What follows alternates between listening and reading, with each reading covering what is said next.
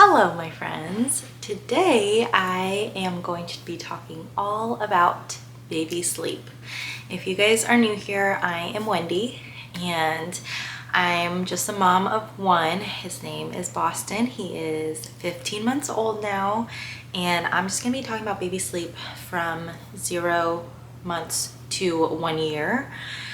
And to give you guys a little bit of a background, I am a NICU nurse, and before I had Boston, I always just kind of had this idea that it would be pretty easy because obviously in the NICU we mainly get newborns and preemies, and so it's very easy to put a preemie and a newborn to sleep because all they do is sleep. So they just eat, sleep, and poop. And I remember bringing Boston home and feeling like it would be so easy because he was just a newborn and he just slept all the time. And that was normal for a newborn. But as he got older, I started to realize how wrong I was and how difficult baby sleep really can be. And I think I put a lot of pressure on myself to make sure that he was sleeping exactly how he was supposed to, like everything textbook, textbook baby sleep. I wanted to follow all the rules. And I think something that I wish somebody would have just told me was that babies are not robots. Just because your sleep trainer or this baby sleep blog tells you which hours of the day and how long a baby needs to sleep does not mean that your baby will follow those exact guidelines, because not every baby is the same. Not one single baby is the same as another. So following your instincts and knowing that you are your child's parent and that you have the Holy Spirit to guide you in parenting, knowing all of that is definitely going to help you in your sleep journey, because I think I did a lot of relying on Google and researching everything, which I think is really great. There's definitely a good aspect of doing the research and being informed, but I also think that it can be such a curse because then you feel so much pressure to make sure that your baby is a certain way and sleeping a certain way. And it can definitely send you into a spiral, and it definitely sent me into a spiral. So I'm just gonna share my sleep journey with you guys, my baby sleep journey, and share with you guys a couple of tips that I've learned along the way and all of the mistakes that I made, and just give you guys the tea on baby sleep. Okay, let's start out just talking about how it was from 0 to 3 months. So in the beginning, it was obviously easier because all I wanted to do was snuggle him, and I would highly recommend in those first couple months to not be strict on baby sleep. Cuddle your baby as much as possible because truly they only stay little for so long. That first couple of weeks is just so magical. Just do all the skin to skin and soak it all in, and that's exactly what we did. We did a lot of skin to skin, we did a lot of snuggles, and I would say it wasn't until that 1 month mark where we knew that we needed to get some sort of rhythm going. And so in the beginning we would just nurse, let him sleep, and then he would get maybe like 3 or 4 hours in the night. I even remember I was so anxious at night that I would wake him up every 3 hours to eat, even though he would sleep longer than that. And I think something that helped was that he was gaining weight so well. So the pediatrician at 1 month was like, no, you don't need to keep waking him up at night to eat. So after that, it was really great. He was getting like 4 to 5 hour stretches, which was really great. But around the 1 month mark was when we started getting him into more of a nighttime routine. So around 7 or 8 at night, we would go upstairs, dim the lights, do his nighttime routine, make him just feel pampered, do the lotion, wipe him down, and play some really sweet, sleepy music and just snuggle him for a while, and then we would swaddle him and put him to bed. I will say, when it comes to baby sleep, I would just get yourself some Swaddles. It doesn't have to be name brand. It doesn't have to be anything special. You can get really cheap ones off of Amazon. I would highly recommend any sort of swaddle that Velcros, because it just made things really easy and quick. And so we would just swaddle him to sleep, and he would sleep really good. At 1 month, since he was so used to being held all the time, I think sometimes it was hard to set him down, and he didn't sleep as well laying down. So we had a bassinet, and so he stayed right at our bedside, and we had a sound machine, which was really helpful. We have the hatch. I feel like everyone has a hatch, and it just really helped to create that really nice nighttime ambiance.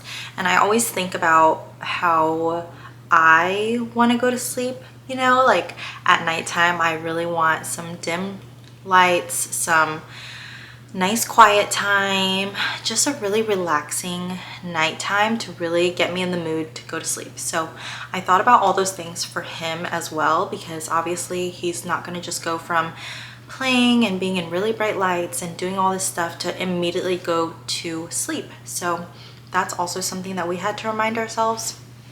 And at that point, we kind of just let him sleep however he wanted, however long he wanted. He always had kind of like a witching hour at night, somewhere around 7, and he was just like really fussy, not happy. And so we realized that he had really bad reflux. And so it was really important for him to be held up for a little bit before setting him down to sleep. So that was something that we definitely learned along the way. But I would say from 0 to 1 to 2 months, we didn't worry so much about a routine. I think once it hit like that 2 to 3 month mark was when we started getting stressed about a nap routine and making sure that he was getting sleep in, and it was really stressful for us to even get out of the house because we didn't want to mess up his nap routine.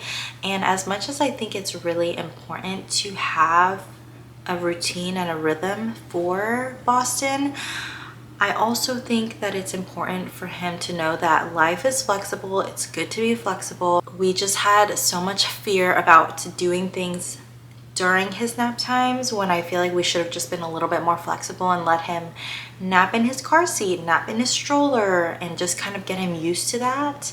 Even though before he was born, I remember reminding myself that he was coming into our lives, not the other way around. And so we really wanted to make sure that he would fit into our schedule. But then I think when he came and we realized how important baby sleep was, it was really hard for me to get into that mentality again, because obviously I knew how important for his development baby sleep was. That is something that just stressed me out so bad, and I wish it didn't.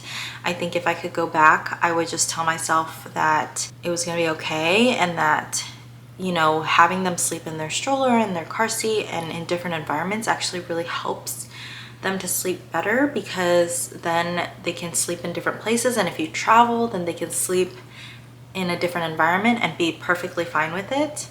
But we always had him sleeping either in his pack and play or his bassinet, and I think that got him so used to only sleeping in that kind of environment that it was really hard for him to sleep anywhere else. So I think there's a good balance. I feel like, you know, making sure that most of the time he is sleeping in his crib or bassinet or whatever it is, so he gets those really good long stretches, but also not letting it consume your life the way that I did is really important too. So I would say to try not to stress too much about how much sleep they're getting and exactly where they're sleeping, but also trying to mostly create some sort of rhythm and routine for them, because babies do love rhythm and routine. We got him really used to sleeping on his back. We would do all the soothing methods and try to get him to sleep the recommended hours of the day, and it would honestly really stress me out if he wasn't getting that kind of sleep. Sometimes we would let him cry. Sleep training was really hard for me, a really hard concept for me to grasp because I didn't love the idea of letting him cry, but I really liked the idea of helping soothe him. So we would try to lay him on his back to sleep. We would swaddle him, and we would either give him a passy or pat him and just let him know that we're there. And we would do like this shushing and sing to him, and all of that really seemed to work. So I feel like by the time 3 months came around and I was heading back to work, we were in a really good place with his sleeping. He was napping really well. He was putting himself to sleep really well. He was sleeping through the night at 3 months, which was incredible. I feel like at that point we really needed that because we needed to recover from the first couple months of not sleeping through the night. So I felt a lot better just as a human that he was sleeping really well, and he was getting about 8 to 9 hours through the night, which was amazing. Like every now and then he would get 10, which was insane. So going back to work was really easy. I feel like the Lord just knew that I needed that.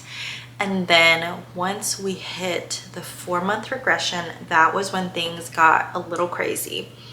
He was obviously learning a lot of new things, and developmentally it was normal for him to get up in the night. And I think that's something that we need to remind ourselves too, is that developmentally it is so normal for your baby to get up in the night, to be hungry in the night, to, I don't know, it's just a normal thing. And I feel like we needed to not stress out so much that he was getting up through the night, but it was definitely impacting me physically and emotionally because I wasn't getting sleep and I was also working full-time. So that was really hard for me. At that point we did try to do sleep training, but I think there was part of me that was so torn because I loved contact naps, and I think that it's also really special to have that as well.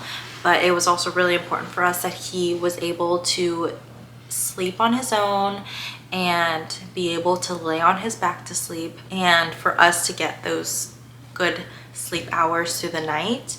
So it was like this mix of emotions, and we just didn't know how to navigate that.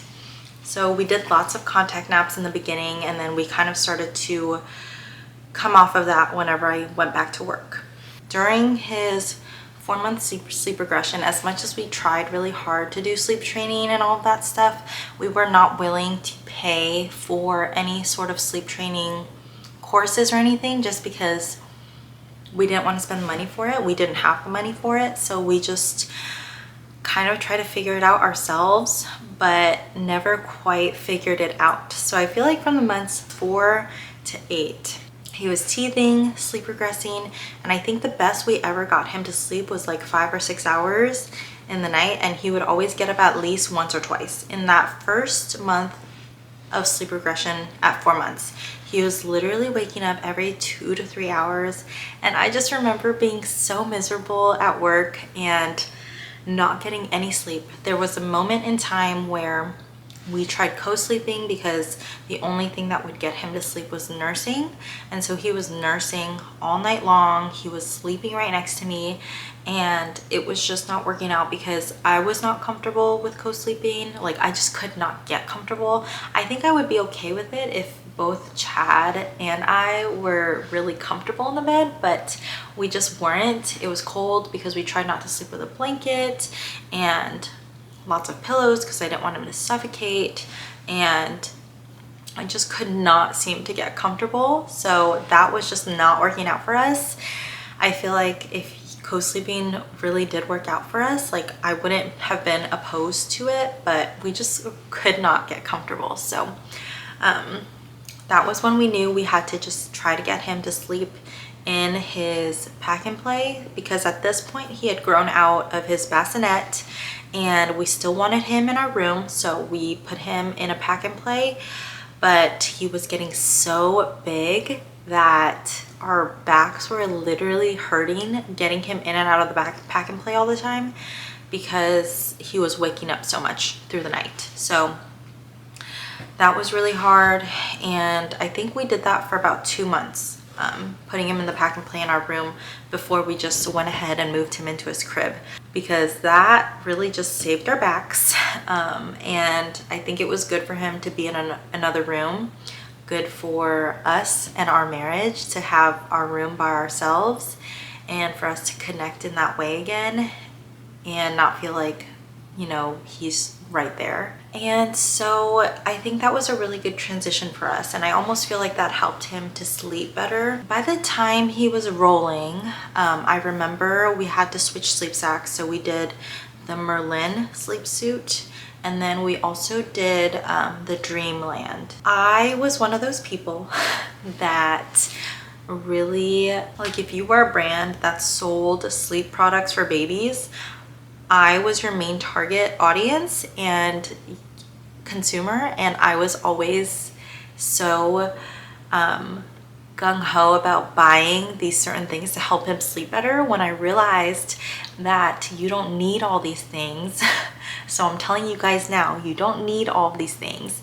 No matter which product we tried, he just did all the same with sleeping, and what he's used to. So if you put him in like the Merlin sleep suit and that's like his, you know, way to sleep now, then he's probably just gonna get used to that, and then he's just gonna sleep better because he's used to that.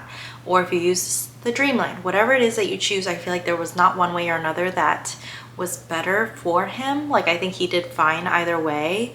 I think he would have been perfectly fine in a normal, just sleeveless sleep sack without like not being swaddled and stuff, because I think that was also really hard, was transitioning from a swaddle to outside of a swaddle. So what we did was we would swaddle just one arm and kind of get him used to sleeping with his arms out, and then it was really helpful when he could roll over onto his belly and be able to sleep on his belly, because I think he felt almost like swaddled that way because he felt more secure. But when he was sleeping on his back and his arms were up, it was just really hard for him to sleep well. Like, I feel like he would startle himself awake. So we started not swaddling at 4 months, and I think that's also when all the sleep regression stuff hit. So that's why sleep was really difficult. Those months we were definitely in survival mode, and I think that one piece of advice I would have given myself back then was to find a Facebook group.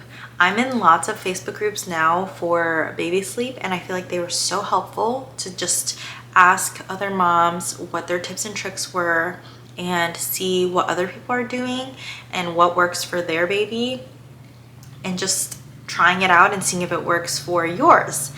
And I love it because I feel like so many moms come together and try to help each other out, and I feel like it's really great. So join a Facebook group for baby sleep, especially if you don't want to spend money on like a sleep training course. I think it really is so helpful though for a lot of people to do a sleep training course. So if you have that disposable income and if you feel like you really want to, I would go ahead and do that. But for me, I just didn't want to spend the money, and the Facebook groups were really great. So I didn't end up joining one until he was 9 months old. So I was kind of on my own when he was 4 months old and just trying to figure it out by Googling things, and I feel like nothing worked. So from the period of 4 months to 8 months, because there's a 4-month regression and there's a 6-month regression. In between all of this, he was teething. So between 4 and 8 months, he was not doing great with sleep. He would get up at least once or twice a night, and the only thing that would soothe him was to nurse back to sleep. So at that point, we kind of just got used to it. We kind of got used to the exhaustion. And I remember at one point, because we traveled when he was 8 to 9 months, and during that whole trip, it was like 10 days long, he did not sleep at all, not even a single bit. And it was so hard for us because, one, he had gotten so used to sleeping in our house in his crib, and then 2, he was already struggling with sleep. So even though we were trying to do those wake periods, those nap times, that really good schedule, for some reason he just could not sleep through the night. And I think looking back, our biggest problem was that he was not getting enough breast milk during the day, and we didn't know how to get him to eat more. Now we do realize that we kind of just had to push his nighttime feeds a little bit farther and farther apart until he was able to sleep through them. I don't know if that makes sense, but basically what we had to do was lots of dream feeds. So once we hit 9 months and we realized, like after that trip, we realized we cannot do this anymore. We cannot not sleep anymore. We just are fed up and we're both tired, exhausted. And I remember looking at Chad and being like, we're surviving, but we are not thriving, not even a little bit, and we need to do something about it. So that's when I joined all of the Facebook groups, which I highly recommend. And then in those Facebook groups, I learned that in order for him to stop breastfeeding through the night, he needed to be eating more during the day. And so one, we had to work on him not nursing to sleep, because that was one of our biggest issues. He would always just nurse to sleep, whether that was naps, nighttime, whatever it was always what he needed to fall asleep. So we needed to get him off of that first. And how we did that was we did his nighttime routine, but before we did his nighttime routine, we would nurse. So when he nursed to sleep, we would do his nighttime routine and then breastfed, and then he would go to sleep. But now we would breastfeed and then he would have his nighttime routine and then he would go to sleep. I cannot stress enough how important a nighttime routine is. I feel like it just gets him into the mood to sleep. If your issue is nursing to sleep, I would recommend nursing before the nighttime routine, and then at that point he kind of just gets used to it. So when we started doing this, it was really hard for him because he was not used to it, and he would be so grumpy when he would breastfeed, fall asleep, and then we would wake him up to do his nighttime routine. So it took a couple of nights. And then something else that we did was we did start letting him cry it out, which is something that I never wanted to do, but it was just something that was necessary at that point. Like, we were at our end and there was nothing else that was working. At this point, he's 9 months. We are working on not nursing to sleep, which finally we stopped nursing to sleep, and he was still waking up in the middle of the night to nurse. But at that point, we would kind of just let him cry, and we realized that if we pause and just give him like 5 minutes, he'll just go right to sleep. So when we stopped nursing him to sleep, I remember the first night, it took him 30 minutes of crying to go to sleep. And I remember telling Chad, I was like, if this takes longer than 30 minutes, I don't know if I can do it. And I swear, when you let them cry it out, even 1 minute feels like an eternity, and it's so hard. But I think that if you don't sleep train your baby when they're a little bit younger and you let them get to like 8 or 9 months, I think the only thing that really works at that point is crying it out. I think the more gentle methods work better when they're younger. So I just want to do a little disclaimer right now too, and say that I'm not a sleep training expert. These are just things that I've kind of picked up along the way. I'm just a mom, and this is just stuff that has worked for us. That first night, he cried literally for 30 minutes, finally fell asleep, and then he woke up after a couple hours. But we knew that his normal wake times were like 1 and 5. So I woke up before his wake time at 1, and I would dream feed him and then put him back to sleep. And if you guys don't know what dream feeding means, it means that you are the one to wake him up to eat, but since they're still so sleepy, they just nurse while they're basically asleep, and then you put them back to bed. I think you can do this with a bottle as well. I'm not totally sure. But we have always just breastfed, so that's kind of what we're used to. I'm not sure all the little things for bottle feeding. During those night wakings, we would dream feed him before he woke up in the middle of the night, and then let him sleep until the morning. So I didn't mind that wake time at 5 o'clock, because usually around then I would either get up for work or get up in general to like get started on my day. So I just did the dream feed for the middle of the night feed, and eventually that middle of the night feed I would push back the time of the dream feed all the way until it would hit like 5 or 6 o'clock in the morning. He started sleeping from 8 o'clock at night, which is usually when we did bedtime, was 8 o'clock, all the way until 5 or 6 in the morning. And it took a lot of work. I would say it took about 3 days for him to get to that point. 3 days of not nursing him to sleep and letting him cry it out and doing dream feeds. And eventually he just understood. He was like, okay, well, I have to figure out how to sleep by myself, and that's just my normal now. So those are the 3 things that really worked for us. I feel like people are very, very opposed to the cry it out method, but from the information that I've gathered, it's not harmful to the child unless they're like a newborn, to cry it out. It's normal for babies to cry, and at least for us, like, we knew that it was better to help him learn how to sleep through the night rather than feed into his night wakings and coddle him through that, just because getting those long stretches of sleep is not only better for him developmentally, but it's also better for his belly, that he's not eating all night long. We just constantly had to remind ourselves that even though it's hard right now in this moment, it's not going to be hard forever, and then it's going to be better for him long term. So we're really grateful we ended up doing that, and it was just a couple of nights of just being really, really hard, and then it was really good from there. So around 9 months was when he was officially sleep trained, and ever since then he has pretty much slept through the night. Unless he is teething or regressing again, he really does such a good job sleeping through the night. And even when he's teething or regressing, he usually will wake up and like cry a little bit and then go right back to sleep.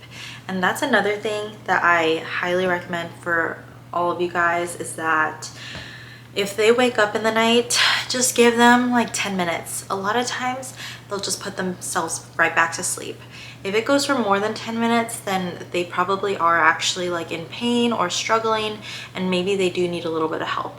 And I will say, when he's teething and in pain, we try our best to help with that pain. So whether that means holding him, nursing him, giving him pain meds or a gel, whatever it is, we really do try hard to help him, help soothe him, and do whatever it takes to take that pain away. Because I think teething and night wakings because of teething is so different than just night wakings in general.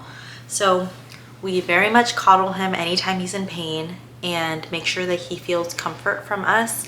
But outside of that, if he's just crying kind of for no reason, we just let him cry a little bit, and usually he'll just fall back asleep. Now he is 15 months.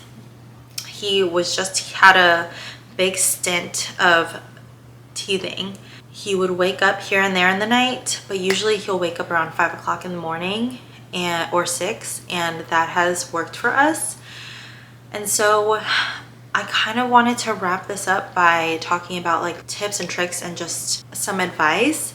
And I would say my biggest advice is to not get so overwhelmed by a schedule, and to do your best to keep them on a routine. But if they deviate from that routine a little bit, to be flexible about it and not stress out too much. My next tip is to make sure that if they are regressing, whatever that new thing is that they're learning, make sure to do a lot of that during the day. So if they're starting to roll over, I would give them lots and lots of tummy time and let them roll around. Or if they start walking, to make sure that they're spending a lot of time walking in the day.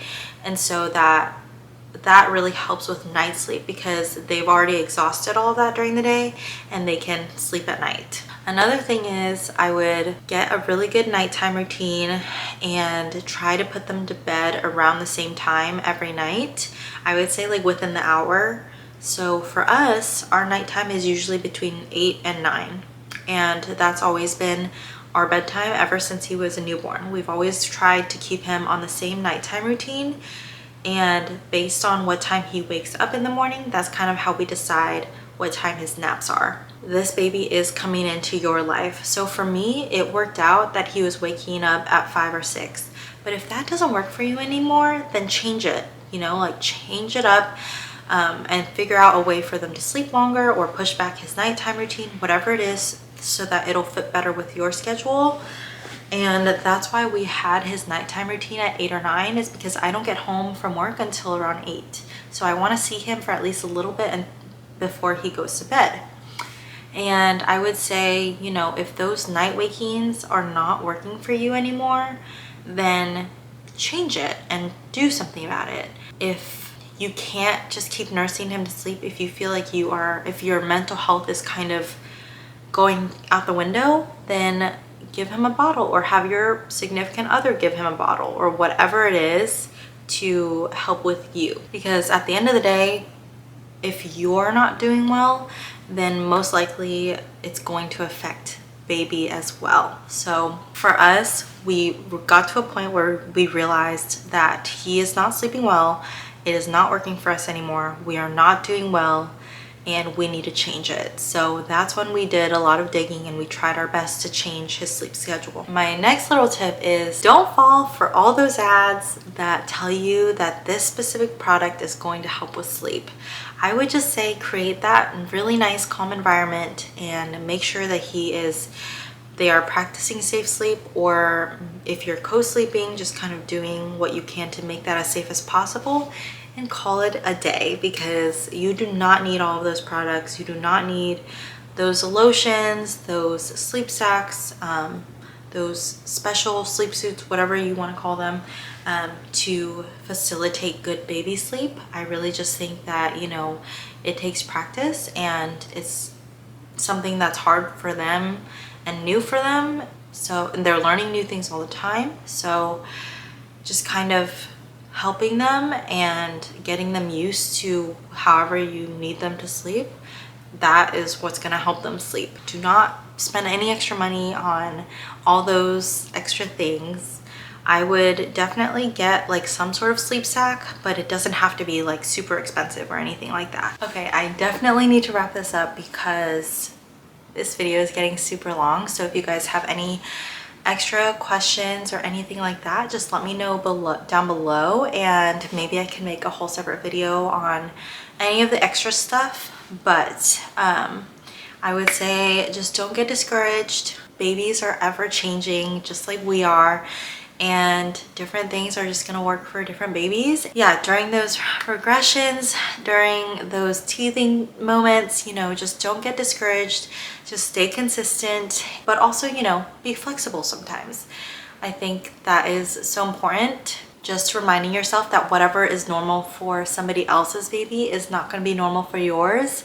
And it's okay if your baby is not sleeping like everyone else's babies. And if you are okay with your baby getting up in the night and you feel okay with that physically and mentally, then that's fine. Keep letting your baby get up in the night. But if you are at your end and you want to do something about it, then that's when you know that it's time for a change. So just kind of feel it out, see what you need as a mom, and kind of go from there. My favorite resources were Hey Sleepy Baby, because they are really good about encouraging contact naps, co-sleeping and all that stuff, but also trying to help you figure out what you need.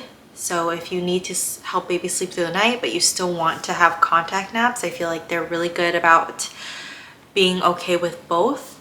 And then the other resource that I really love is called Taking Care of Babies. I'm sure you guys have all heard of this. I feel like she's an amazing resource, but I almost feel like she is pretty stern about having your baby sleep in a crib, which is kind of the purpose of it, you know, because you're trying to help the baby sleep through the night. I really liked that she has schedules on her blog, and it gives you a really good idea of how much your baby should be sleeping and a schedule to kind of follow. But obviously, like I said earlier, it did stress me out in the beginning to have to follow these schedules. So I would just kind of get a ballpark range of how much my baby should be sleeping and then kind of figure out what works for him. So I would say don't take those schedules and read it as Bible, but to just be flexible and to know that, okay, my baby probably needs this amount of sleep. I'm gonna see how I can make that work, or how he's doing with that kind of sleep, and where he's at, you know what I mean? So we just kind of feel it out. But those two were definitely my favorite resources. I will link them down below, but I think I'm gonna go ahead and end it here. I feel like I could go on and on about this. I could probably make this video like 2 hours long, because there's just so much that goes into baby sleep and so much that I would love to share. I'm just gonna end it here. If you have any questions for me, if there's anything else that I missed, or you feel like you want to know more about or touch on more, just let me know. I will also link some of those Facebook groups down below so you guys can join them and see if that might help you guys a little bit. Pick and choose what you want to take, and you ultimately want to do what's best for you and what's best for your family, what's best for your baby. So yeah, don't feel pressure from anyone else. I feel like people are always asking if your baby's sleeping through the night. I just feel like they put extra pressure on you as a mom, but just know that you are doing a phenomenal job and you are doing your best. So thank you guys for watching this video. Thank you for being here. Let me know how I can be praying for you. I will link my email down below, and I will see you guys next time. Bye guys.